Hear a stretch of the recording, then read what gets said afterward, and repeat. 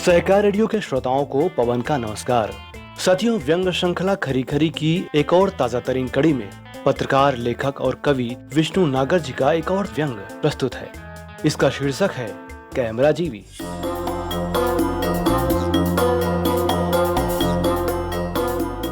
किसी युग में एक कैमरा जीवी हुआ करता था। इतिहास की पुस्तकों में उसका नाम ठीक ठीक नहीं मिलता, मगर इतना अवश्य ज्ञात होता है कि उसके नाम के अंत में इंद्र जैसा कोई शब्द था। सुरेंद्र, धनेंद्र, सत्येंद्र, धर्मेंद्र, वीरेंद्र या नरेंद्र टाइप कुछ। वैसे उसका सबसे प्रचलित नाम कैमरा जीवी था। उस समय दुनिया में किसी से पूछने पर कि कैमरा जीवी किस देश के, किस शहर के, किस पद के, किस बंगले में रहता है, कोई भी मुस्कुराते या हंसते हुए बता देता था। बताते हैं कि असली नाम से पूछने पर उसके पड़ोसी तक कंफ्यूज आ जाते थे। वैसे सच ये है कि उसका कोई पड़ोसी नहीं था, वो भी किसी का पड़ोसी नहीं था। वही अपना पड़ोसी, मित्र, पत्नी, भाई, बहन, बेटा, बेटी, चाचा, ताऊ, माँ, पिता, सब कुछ था। अपना पूर्वज भी वही था। खैर, उसकी विशेषता ये थी कि कैमरे के बिना वो जी नहीं सकता था। कैमरा ही उसकी ऑक्सीजन था।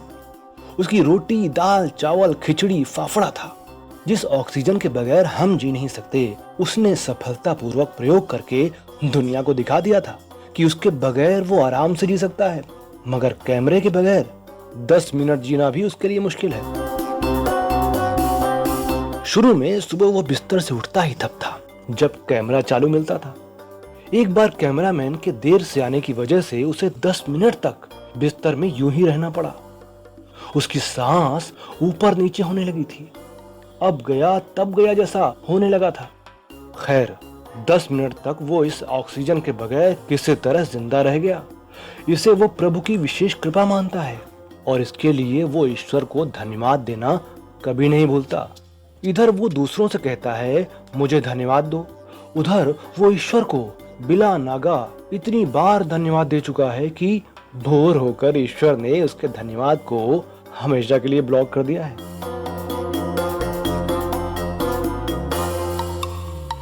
एक दिन भगवान श्री राम उसके सपने में मात्र ये बताने के लिए आए थे कि अपने प्रातःकालीन कर्मों को तू कैमरे में दर्ज मत किया कर, ये अच्छा नहीं लगता, ये मानव सभ्यता के विरुद्ध है। मैं तुझे गारंटी देता हूँ कि जब तक तू तैयार होकर ब्रेकफास्ट की टेबल पर नहीं पहुंच जाएगा, तब तक तुझे कुछ नहीं होगा। उसके बाद के 1 मिनट की भी गारंटी मैं नहीं दे सकता।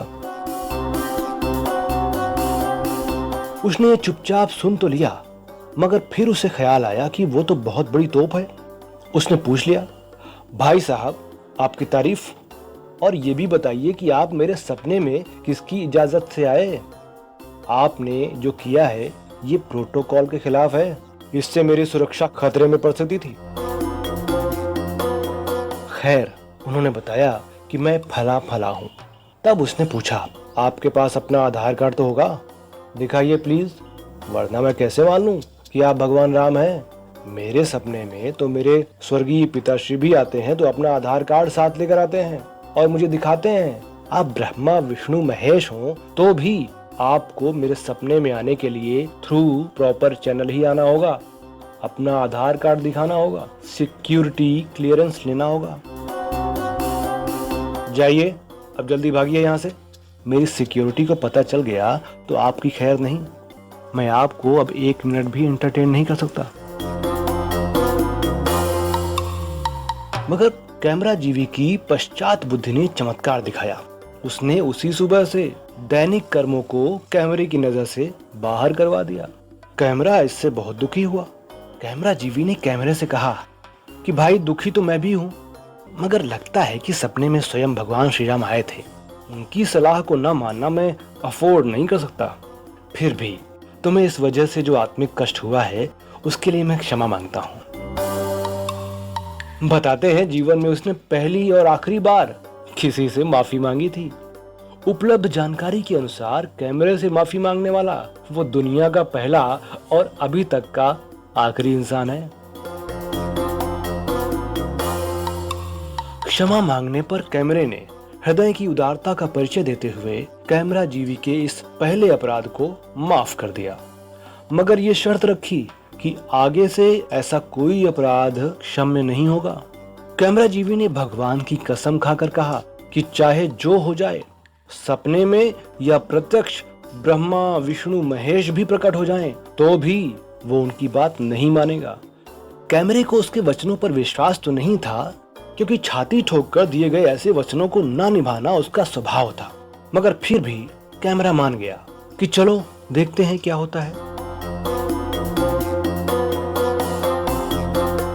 कहते हैं कि कैमरा जीवी ने अपने पूरे जीवन में किसी एक से अपना वचन निभाया तो वो केवल और केवल कैमरा था। आज भी उसकी इस वचनबद्धता को याद करते हुए लोगों की आंखों में आंसू आ जाते हैं। अब विवाह समारोहों में दुल्हा दुल्हन से 7 नहीं 8 वचन लेने को कहा जाता है। उसमें एक वचन ये होता है कि जैसे कैमरा जीवी ने कैमरे से आजीवन अपना वचन निभाया, उसी तरह हम भी परस्पर वचन निभाएंगे। आजकल इस वचन के बगैर हुआ विवाह अनैतिक और अमान्य माना जाता है।